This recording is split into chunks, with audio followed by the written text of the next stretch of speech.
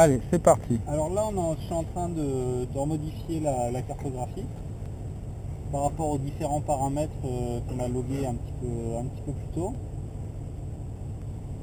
Donc j'ai joué sur l'avance à l'allumage, c'est ce que c'est en même temps. Sur l'avance à l'allumage, sur le mélange air essence en plein gaz, sur les différents paramètres. Après on va s'intéresser à la suppression en fait des limites de couple.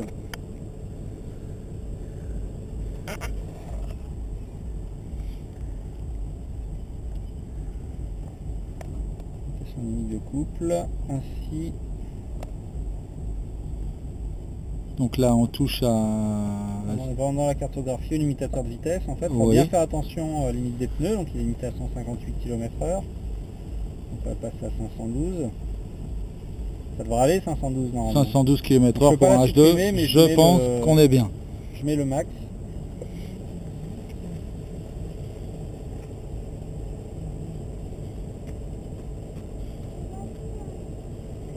Donc ça c'est tout ce qui est paramètres moteur en fait. Les différents, ici on a la calibration du débitmètre. Alors, il faut savoir que ce modèle-ci est équipé là ce H2 2005 est équipé d'un catalyseur donc inox et collecteur sport. Oui. Donc on a mis un wideband qui permet donc de faire un réglage un deuxième, plus affiné. Voilà, oui. qu'on vous expliquera dans une deuxième partie. Une deuxième partie. Oui.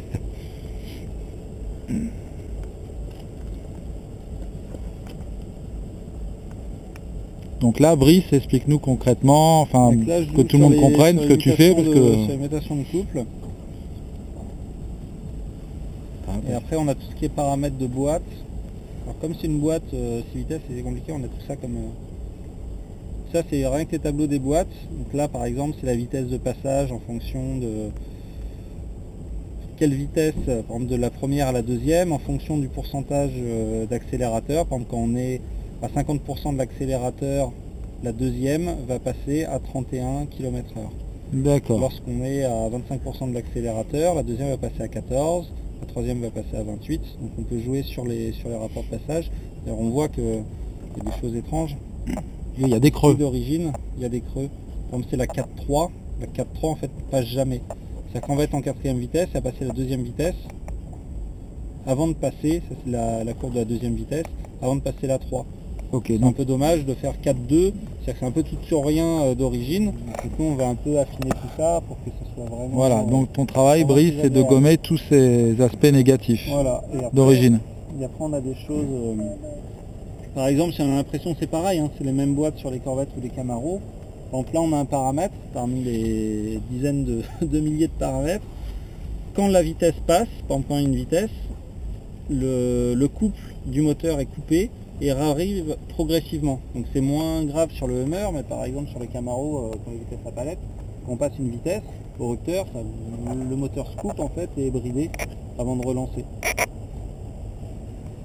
Donc nous on le met, donc il y a plusieurs options.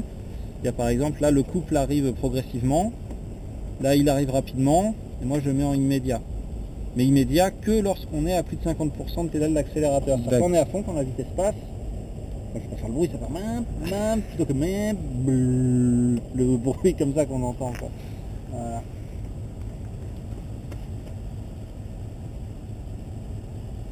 Bon, là il y en a pour une petite dizaine de minutes de rajustement. Donc moi j'ai préparé une carte de base et après on va aller reprendre des paramètres sur la route et la réajuster pour vraiment avoir une cartographie spécifique au moteur.